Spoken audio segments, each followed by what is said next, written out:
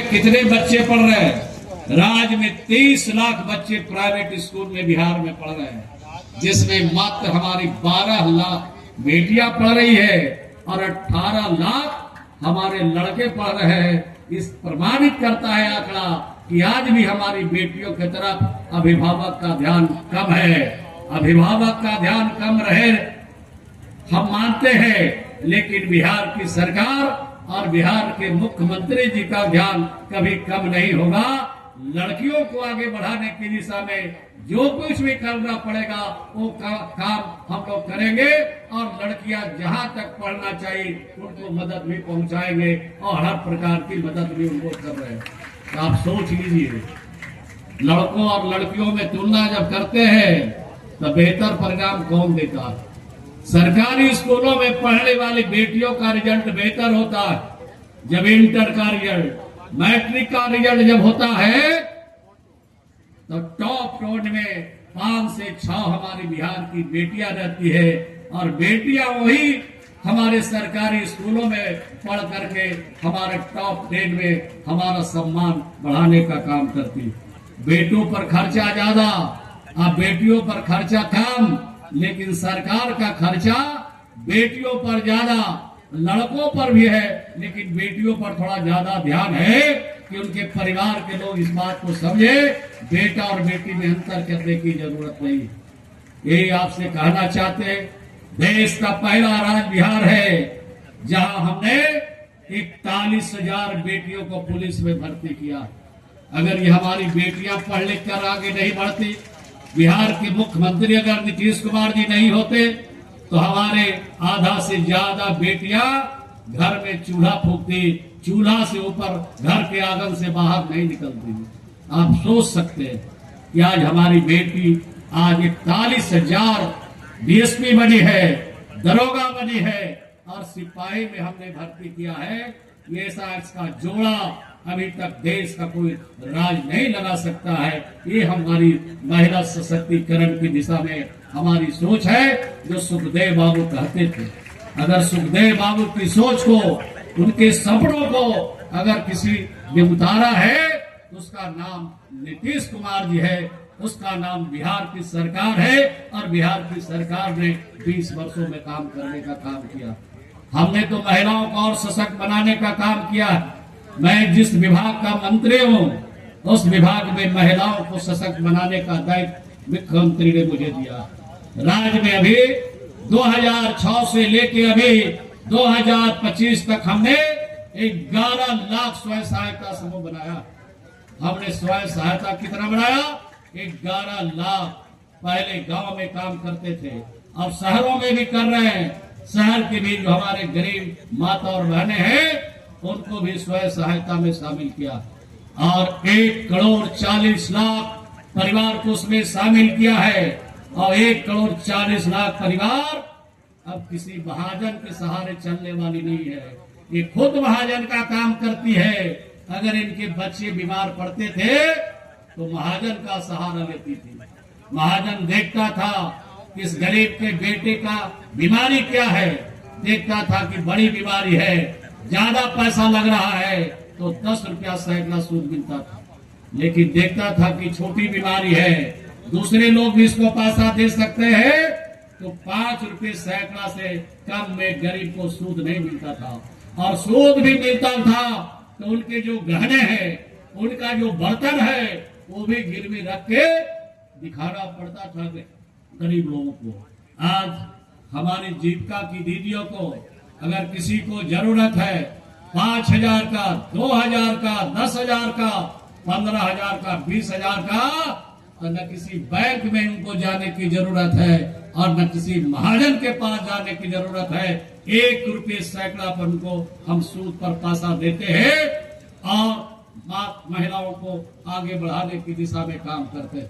अभी कई फैसले बिहार की सरकार और बिहार के मुख्यमंत्री ने लिया है। हम ज्यादा फैसला पर कोई बात नहीं करेंगे, आप लोग अखबार और मीडिया से दूर रूबरू है। एक फैसला जो परसों हुआ, यानी एक फैसला जो 29 तारीख को हुआ, बिहार में बिहार के लिए महिलाओं के लिए सब स्वर्णिम दिन होगा। यानी एक एजेंडा एक एजेंडा कैबिनेट में आया महिलाओं को सशक्त बनाने के लिए, मुख्यमंत्री महिला रोजगार योजना के लिए आया और एक ही एजेंडे पर कैबिनेट की बैठक खत्म हो गई और कहा मुख्यमंत्री ने कि जो हमारे बिहार की महिलाएं हैं, माता और बहनें हैं, जितने परिवार हैं, वो परिवार में से एक महिला को हम रोजगार के लिए अगले महीना, जो आज के बाद कल से तारीख शुरू होने वाला है, जिस महीने का उस महीने में हम उनको 10-10 हजार रुपया उनके खाते में हम भेजने का काम करेंगे। और सिर्फ 10,000 रुपया नहीं, 10,000 रुपया तो पहला बार भेजेंगे और उनसे फार्म भरवाया जा रहा है कि कौन सा रोजगार आप करेंगे। जो रोजगार चुनेंगे उस रोजगार के लिए उनको उन्हीं के खाते में, न उनके खाते में हम 2-2 लाख रुपया जल्द भेजेंगे ताकि अपने पैरों पर खड़ा होने के लिए रोजगार कर सके। ये देश का पहला राज्य बिहार है जहां महिलाओं के लिए हमने काम किया।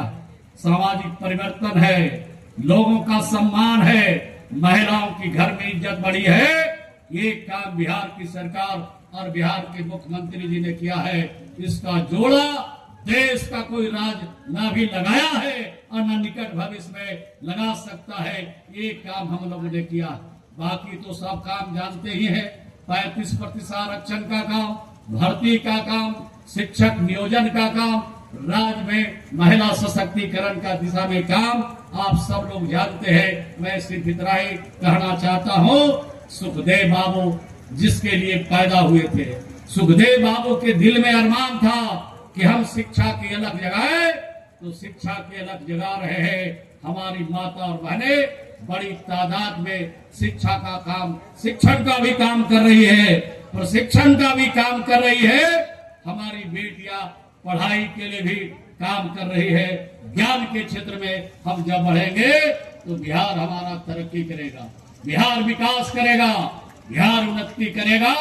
बिहार को प्रगति पर रास्ते पर जाने से दुनिया की कोई ताकत अब नहीं रोक सकती है। ये काम हमने बिहार में किया। हमारे जो प्रधानाध्यापक जी है, कई डिमांड रख रहे हैं। डिमांड रखने की आपको जरूरत नहीं है।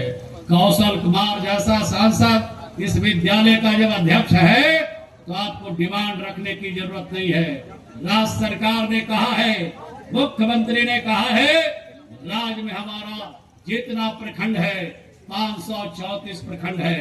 एक प्रखंड और घटने वाला है, एक प्रखंड घट रहा है, लेकिन 534 जो हमारा भी प्रखंड है, हर प्रखंड में हम वहां पर डिग्री कॉलेज बनाएंगे।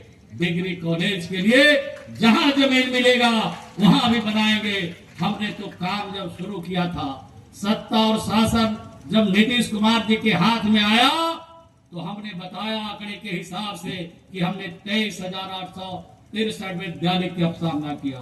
जितना राज्य के अंदर हमारा सब हाई स्कूल था, सबको हम लोगों ने 10+2 कर दिया कि लड़के को पढ़ाने के लिए तो अभिभावक पैसा खर्चा करते, लेकिन बेटियों के लिए हॉस्टल में रख के खर्चा नहीं करते हैं। तो हमारी बेटियां कम से कम इंटर तक पढ़ाई कर ले, और इंटर के बाद पढ़ाई करने के लिए आगे आने के लिए अब तो हर प्रखंड में, पहले हर अनुमंडल में, राज्य के 101 अनुमंडल में हमने डिग्री कॉलेज बना दिया। यहाँ राजगीर में डिग्री कॉलेज खुला इस जिले में, और हर प्रखंड में डिग्री कॉलेज खोलने का सरकार ने फैसला लिया है।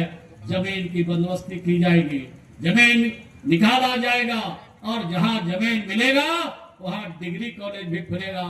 और इस विद्यालय को और भी सुंदर बनाना है तो हमारे प्रधानाध्यापक प्रस्ताव बना के भेजे। MP साहब के माध्यम से यहाँ पर जो विकास समिति है उसके माध्यम से सरकार विचार करेगी। क्योंकि ज्ञान के क्षेत्र में और ज्ञान के मंदिर को ठीक ठाक करना है, आगे बढ़ाना है। यहीं से जो हमारी रोशनी चलेगी तो पूरी दुनिया को हमने रोशनी दिया था। आपको मालूम है हमारा 10,000 वर्ष पुराना इतिहास, उस इतिहास को हमने कामिल किया, उस इतिहास को जिंदा किया है। बख्तियारपुर में पैदा हुआ व्यक्ति नीतीश कुमार जी, जिसको बख्तियार खिल्ली ने नालंदा विश्वविद्यालय को जलाया, बख्तियारपुर में पैदा हुआ व्यक्ति आज राजगीर में विश्व अंतरराष्ट्रीय विश्वविद्यालय बनाकर खड़ा किया। आज देश विदेश के बच्चे वहां पढ़ाई कर रहे हैं, अध्ययन कर रहे हैं।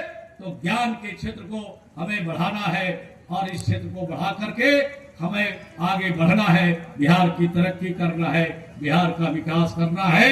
इन्हीं चंद शब्दों के साथ सुखदेव बाबू के अरमानों को बिहार की सरकार आसमान की बुलंदियों पर पहुंचाने की दिशा में काम कर रही है। इसलिए उनको आज यहाँ पर उनके चरणों में श्रद्धा सुमन अर्पित करते हुए उनके शुभचिंतक और समर्थकों से अपील करना चाहते हैं कि आपके सपने कभी टूटने नहीं देंगे, झुकने नहीं देंगे।